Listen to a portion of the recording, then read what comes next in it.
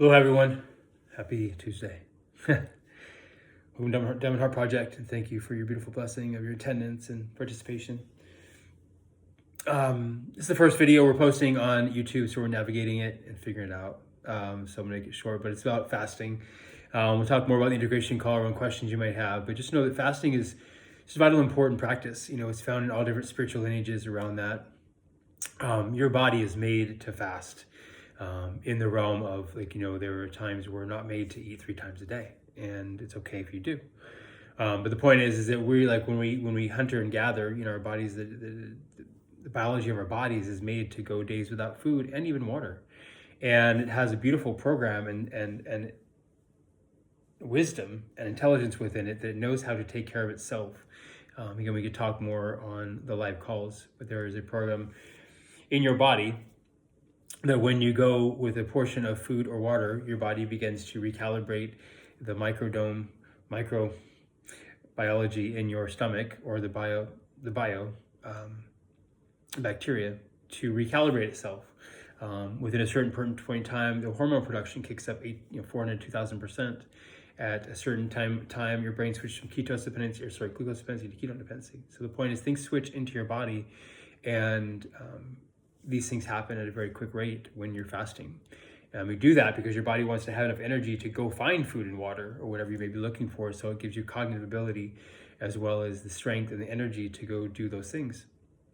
And so it's one way of turning your body in from like a Toyota Prius to a Ferrari. Not that Priuses need to, but the point is you're switching your body's chemistry to switch, instead of living off of external fuel, it begins to turn inward and learn how to operate on its own. And so it's a beautiful process. So a couple of things of fasting is there's the intermittent fasting that you can research. There's dry fasting. There's also water fasting or juice fasting. Anything that goes with that, whether it be a certain amount of time frame or hours or days, can be really beneficial to the system. We can talk more. I'm just trying to talk quickly because it seems like there's a short amount of video that we can produce on these YouTubes. I gotta figure it out.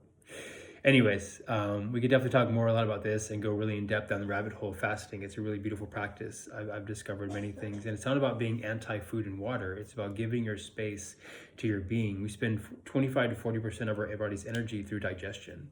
And so when you take that away, you can actually elevate your consciousness. You can have more connection to self. And so implementing spiritual practices in where you normally would eat is a beautiful practice as well. Instead of going for lunch, you go meditate. And so again, it isn't about being anti-food and water. It's about actually giving you space to connect deeper to your consciousness and have a deeper connection. I've fallen in love with fasting. There's a practice called breatharianism that I really love to follow and practice in my life. And it's really been an evolutionary process for my own soul and in connection to my human being and process on this planet. So it's a huge factor. So I just would request that all of you try fasting between now and next week. Any given moment, whether it be a day or a couple hours, you can factor in like sleeping. If you take your food and water at 9 o'clock at night as your last meal, if you wake up at 9 next morning, that's 12 hours already you have on your belt that you can do for your process. And so if you have any questions, let me know. We could talk more, but blessings to you, and we'll go from here.